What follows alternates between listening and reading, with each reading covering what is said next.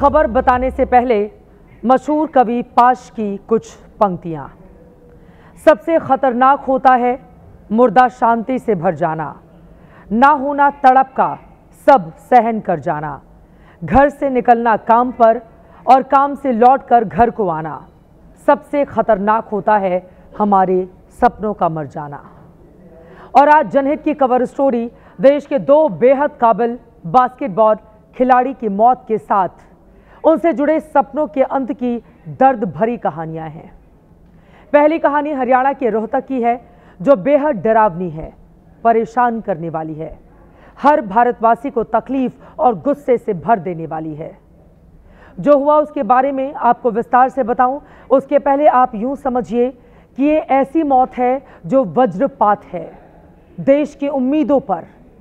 यह मौत उस उभरते बास्केटबॉल खिलाड़ी की है जिसमें पदकों का अंबार लगा देने की क्षमता थी, लेकिन उस बेशुमार क्षमता को बेदर्द व्यवस्था की निर्ममता ने खत्म कर दिया, मार दिया। इस वीडियो के एक एक सेकंड को आप गौर से देखें। बास्केटबॉल कोर्ट में यह खिलाड़ी छलांग लगाकर बास्केट को छूने की पहली कोशिश करता है, फिर दोबारा छलांग लगाता है, बास्केट को छूता है। ऐसा लगता है जैसे बास्केट नेट में उंगली फंस गई। फिर अगले ही पल लोहे का खंभा टूट जाता है, खिलाड़ी जमीन पर और लोहे का खंभा उसके सीने पर। इस हादसे के आखिरी कुछ सेकंड रोंगटे खड़े कर देने वाले हैं। बेबस खिलाड़ी शायद बेजान हो गया। लोहे के पिलर में ऐसा दबा, सीने में चोट इतनी गहरी लगी कि हिल भी नहीं पाया। यह भयानक मंजर देखते ही आसपास खड़े 8 खिलाड़ी फौरन वहां पहुंचते हैं। लोहे के खंभे को किनारे किया गया, नीचे दबे साथी को बाहर निकाला गया, फौरन आनंद फानन में नजदीक के अस्पताल ले जाया गया, लेकिन देश के इस उदीयमान भविष्य ने रास्ते में ही दम तोड़ दिया। अब आपको बास्केटबॉल के उस सितारे के बारे में बताते हैं जो चमकने और अपने खेल से दुनिया भर में देश का नाम रोशन करने से पहले ही बुझ गया। बास्केटबॉल के इस जादूगर का नाम हार्दिक राठी था। उसकी उम्र सिर्फ 16 साल की थी, सिर्फ 16 साल की, जो रोहतक जिले के लाखना माजरा गांव का रहने वाला था।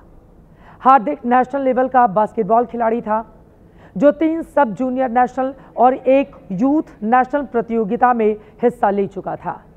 अभी हार्दिक इंदौर की नेशनल बास्केटबॉल एकेडमी में ट्रेनिंग ले रहा था। 4 महीने पहले वो गांव आया था, जहां प्रैक्टिस के दौरान पोल में दबकर उसकी जान चली जाती है। और इसके साथ ही परिवार, गांव और प्रदेश के सपनों और उम्मीदों का भी अंत हो गया। सपने तो बहुत ही बड़े थे।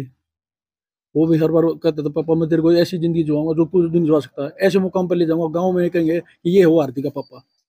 सुन हो गया, सब सपने चूर हो गए।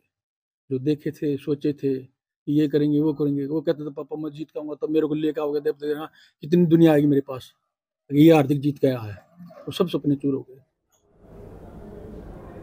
रोहतक जिले के लाखन माजरा गांव के कई खिलाड़ी इंटरनेशनल लेवल पर नाम कमा चुके हैं। 18 साल पहले तत्कालीन मुख्यमंत्री भूपेंद्र सिंह हुड्डा के बेटे और रोहतक के एमपी दीपेंद्र हुड्डा ने सांसद कोटे से ये बास्केटबॉल स्टेडियम बनवाया था। तभी ये पोल भी लगवाया गया था। रोज गांव के खिलाड़ी यहां प्रैक्टिस करते। लोहे का पोल जो अब बेहद पुराना हो चुका था, जिसे यकीनन बदले जाने की जरूरत थी, लेकिन वो नहीं बदला गया और उसका अंजाम इस बच्चे की मौत के सामने है। आज ये दिखाई दे रहा है, मैंने जैसे कहा कि पूरी तरीके से सरकार की लापरवाही और बेरुखी की वजह से हमने अपने देश का एक हीरा भाई खोया है। जिम्मेदारी सरकार की है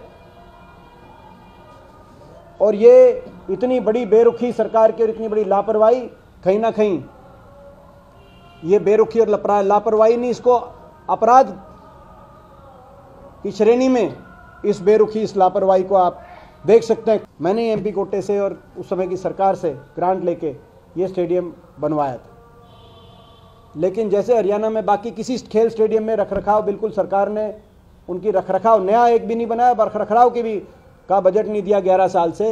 इस खेल स्टेडियम की उसी तरीके से बेरुखी। और जब बेरुखी का आलम था कि 11 साल सरकार की कोई रख रखाव नहीं हुआ, तो गांववासी दोबारा से ग्रामवासियों ने मेरे समक्ष बात रखी। 2023 की बात है। उस समय मैंने इसमें एमपी कोटा का पहली किस्त दी 12, उस समय सरकार ने कहा 12,30,000 प्रशासन की तरफ से एस्टीमेट आया, वो अप्रूव किया, लगाया नहीं, उलझा के रखा। अगर वो लगा देते आज हमारा हीरा भाई बच जाता। जिस दुखद खबर से पूरा देश सदमे में है, जो वीडियो देश के हर मोबाइल फोन में पहुंच चुका है, अफसोसनाक कि इसके बारे में हरियाणा के मुख्यमंत्री को आज सुबह तक जानकारी ही नहीं थी। देखिए, मेरी अभी ये विषय जानकारी नहीं, आपने बताया, एक बार उसकी पूरी जानकारी लेकर के। हालांकि हरियाणा के खेल मंत्री इस हादसे से वाकिफ हैं। नायब सरकार में खेल विभाग के मंत्री गौरव गौतम हैं।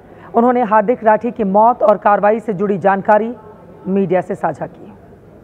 इसमें अभी हमने वहाँ के डिस्ट्रिक्ट स्पोर्ट्स ऑफिसर को सस्पेंड और वहाँ की जो खेल नर्सरी, जिस कोच के नियंत्रण में खेल नर्सरी चल रही थी, पंचायत के अंडर चल रही थी, उस खेल नर्सरी को निलंबित कर दिया है और आगे उच्च स्तरीय जांच करा के इसमें जो भी कार्रवाई होगी वो कड़ी से कड़ी कार्रवाई होगी कि आने वाले भविष्य में कोई ऐसी दुर्घटना ना घटे जिससे कोई हमारा होनहार खिलाड़ी जाए दुनिया से।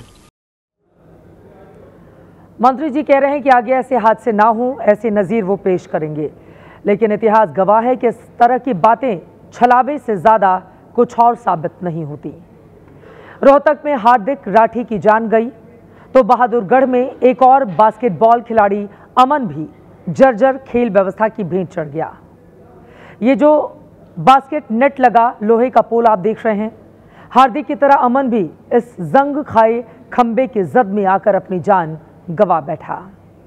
यह हादसा बीते रविवार का है, जब 15 साल का अमन बास्केटबॉल खेलते वक्त इसके नीचे दबकर बुरी तरह से चोटिल हो बैठा। 2 बहनों का इकलौता भाई अमन अपने माँ बाप का लाडला था। अमन के पापा सुरेश दिल्ली के सेना भवन में कॉन्ट्रैक्ट पर काम करते हैं, बाकी समय में रैपिडो बाइक चलाते हैं। माँ प्राइवेट स्कूल में पढ़ाती हैं। हर रोज की तरह रविवार को भी अमन बहादुरगढ़ के स्टेडियम में बास्केटबॉल खेलने गया, लेकिन जंग खाए लोहे के खंबे की जद में आ गया। उसके पेट में गंभीर चोट आई। आनन फानन में नजदीकी अस्पताल ले जाया गया, लेकिन हालत गंभीर देखकर अमन को पीजीआई रोहतक रेफर किया गया, जहां उसने अपने पिता की गोद में दम तोड़ दिया। पिता उस मनहूस पल को याद कर लगातार रो रहे हैं। उनकी शिकायत अस्पताल से भी है। उनके मुताबिक अगर हॉस्पिटल में समय पर इलाज मिला होता तो उनका बेटा आज जिंदा होता। उन्होंने कोई ट्रीटमेंट नहीं हो, 1 घंटा वो मेरा लड़का मेरे हाथ में तड़पता रहा। अस्पताल का पक्ष तो सामने नहीं आया है, लेकिन जिला खेल अधिकारी को अपनी गलती का एहसास हो चुका है। वो इसे मान भी रहे हैं, लेकिन सवाल तो यह है कि गलती को समय रहते ठीक क्यों नहीं किया गया। अगर इस गलती को दुरुस्त कर लिया गया होता तो आज अमन और हार्दिक हमारे बीच जिंदा होते हैं।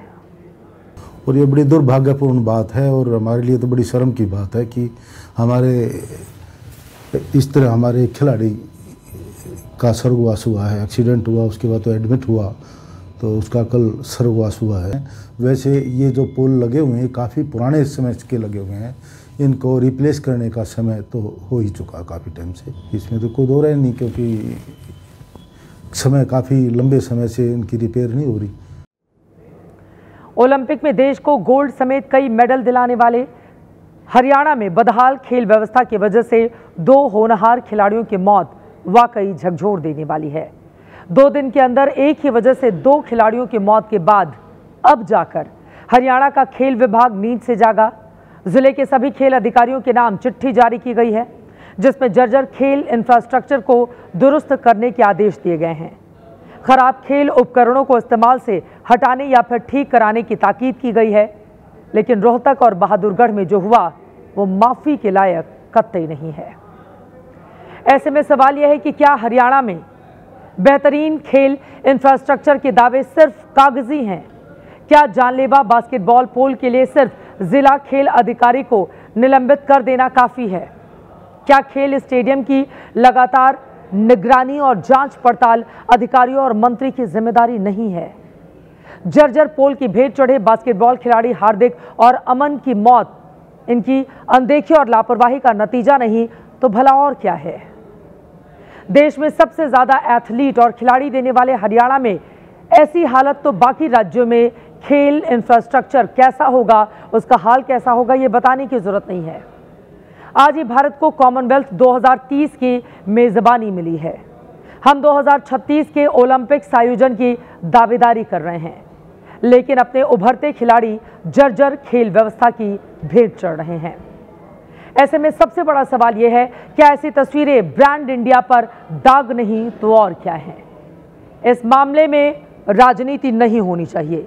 मेरी सरकार बनाम तेरी सरकार का ये जो टोपी ट्रांसफर चलता है, पक्ष विपक्ष में इसको तुरंत बंद करना चाहिए। बास्केटबॉल खिलाड़ी हार्दिक और अमन की मौत के जिम्मेदारों पर कार्रवाई ऐसी होनी चाहिए जो नजीर बने, क्योंकि जुबानी जमा खर्च से काम नहीं चलने वाला है, जो मौजूदा वक्त में देखने को मिल रहा है।